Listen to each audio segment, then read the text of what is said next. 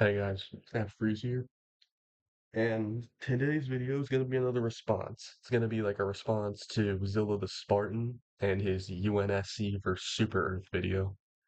Before we get in, I just want to say I don't really like doing these kinds of videos. Now, obviously, I have fun, I'm a big nerd. I like talking about my favorite sci-fi factions, but it kind of feels lazy just responding to other people's work. That's why I hate reaction content. Like majority of reaction content is just someone's face in the corner and like the occasional reaction. They'll occasionally be like, if it's a horror video. Like, oh, the monster and went boo and I went ah. And I hope to do like less response content purely because I don't like it. Or I just don't like doing it. And so let's like just get into like some points that I have on a sticky note here. And like one point I did see him make was we don't know how powerful super destroyers are. And like they can level small moons. So like I'm just here to provide this information to him. In the Helldivers 2 tutorial, it is said by General Barash, it's just you, the gun in your hands, and 2,000 megatons of explosives in close orbit. So however much 2,000 megatons can level, that's just how big the moon is. And I feel like the UNSC can't beat Super Earth the same reason they couldn't beat the Covenant. They just did not have enough stuff. Like, here's a quote from like a German general, and I feel like this will apply to the scenario. Our tank was worth four of theirs, but they always had five. I think this is going to be a common trend because, like, UNSC, like, their stuff worth several of Super Earths. But Super Earth will always have eight. And I know numbers are not everything. This is 100% true. But because of just how limited the UNSC is, potentially only 1,000 ships, and like a few planets, because this is specifically stated to be the post-war UNSC. They were already ravaged and basically driven to extinction by the Covenant. Like Earth is all they had left. And uh, the next thing I just want to mention is like he brought up how the DSS, he made an amazing point of how there are no terminids in Halo. So like they have nothing to power it with. So let's compromise. Let's say the DSS gets one and one only. Only one shot from the Star of Peace. Now my original idea was they're gonna use it on Reach, but this is post-war. Reach is gone, and so is Noble Six. But with Reach gone, this really just leaves only one reasonable target, and that's Earth. So Earth was pretty much all the UNSC had left. It was the seat of government, the location of just the fleet. It was the homeworld. Where the Infinity was stationed, it was pretty much all they had left. And he did bring up mapping, like how is Super Earth gonna get to Earth? That's a weird thing to say. But I just want to bring up a point. Super Earth is in the same spot. A lot of people say, "Oh, but we when we lose in Helldivers 1, that was a pretty bad stutter. Like when we lose in Helldivers 1, we can see like Earth be destroyed, and they say, "We must find a new home, a new Super Earth." But we do know this is the same Super Earth because we won in the first Galactic War. And plus, there's Mars. That is one hell of a cosmetic surgery on a planetary scale if they just wanted to rebuild the Sol system. I highly doubt that Super Earth is not the original Earth. And the Helldivers universe and the Halo universe are separated by about 400 years. It's 2560 in Halo and 2186 in Helldivers. But on the grand scale of like the universe and the galaxy, in 400 years, the stars won't move all too much. And I feel like mapping will be a non-issue because it's just going to be about the same. In fact, It's probably gonna be exactly what Super Earth thinks. It's just gonna be the stars on their current trajectory. They'll just be like, oh, the stars moved a little bit. It moved exactly as we predicted. Because like they are in the same space. In fact, Super Earth probably has already mapped the UNSC space. Because the UNSC is like a 100 light year bubble compared to Super Earth, who, by my estimation, because there are like several real stars used in Helldivers, about 1,200 light years in every direction, assuming Super Earth is a perfect circle. Pretty impressive, the perfect circle part. And so Super Earth should reasonably have all of UNSC space mapped and like its future predictions. So I feel like when I do these scenarios, I do imagine it's like they're just neighbors and just haven't discovered each other. But he did say that it's like Super Earth invading through a wormhole. So like I will be using that. I feel like if they're spit out like on a random uninhabited planet, they're just gonna like do some scans and discover, huh, this is the exact same chunk of the universe we're from, but it's just different. The stars moved a little bit.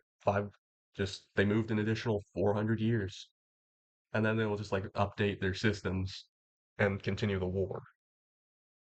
Now, this is a point that I never mentioned, and purely because I forgot. AI. Now, other than ripping the RAM straight out of your computer and making slop, AI in Halo does cool stuff. It runs governments. It blows stuff up. Thank you, Cortana. Very cool. And I feel like it's not going to be as big as an issue for Super Earth as people seem to think. Because, hacking has been used against Super Earth. It was used to steal the blueprints for the Star of Peace. But one thing that we do see, or I guess don't see, is if everything in Super Earth can be hacked, then surely the automatons would have done so. Like, the automatons, they aren't like a hive mind, but they do appear to have a collective intelligence. They're a collective. Like, if you translate the texts like that they see, they call themselves the automatic collective. Maybe automaton collective, but like you get the point. They are a collective. And I feel like it wouldn't if they really could hack super destroyers, they would do so. Surely it couldn't be too much effort to breach a super destroyer and blow it up or just like disable it. I feel like they don't do it because they can't. Or like, just such at a wide scale wouldn't really do anything. But we do see Super Earth has a mainframe. The automatons have either never thought to hack that, or the much more like possible answer is they just don't because they can't. And Super Earth does appear to like have like counter AI because during the Battle of Super Earth, I believe on Fort Justice, there's like a powerful virus used by a technician that wiped out 5% of the Illuminate fleet. Now, we don't know how big the Illuminate fleet is. Estimations are like high millions or like 20 something million. So, like, wiping out 5% of that, just 1 million, is still going to be pretty powerful. It could potentially be more powerful than Cortana, but like, I don't really know like the processing power of Cortana. I don't think she could like manage 1 million ships at the same time. But and he did say because this is post-war, like the UNSC will have even less stuff to stop Super Earth. It is why I believe Super Earth defeats the UNSC.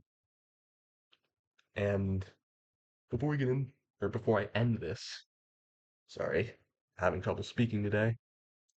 I feel like the UNSC probably would surrender because if like the entire Super Earth fleet, or just like maybe in like a small chunk of it, maybe like I don't know, 10,000 super destroyers attacked Earth, I reasonably see the super destroyers winning, and I feel like they're gonna use what the Covenant did. They're just gonna hopefully punch a hole in the supermech network. They're just gonna focus on like maybe like a small group, kind of like the Cairo, the Malta, and I forgot what the third one was. I feel like they're gonna do that. And do that to hopefully like punch a hole in the Mac network. So that way they can just like, go across, destroy a bunch of it.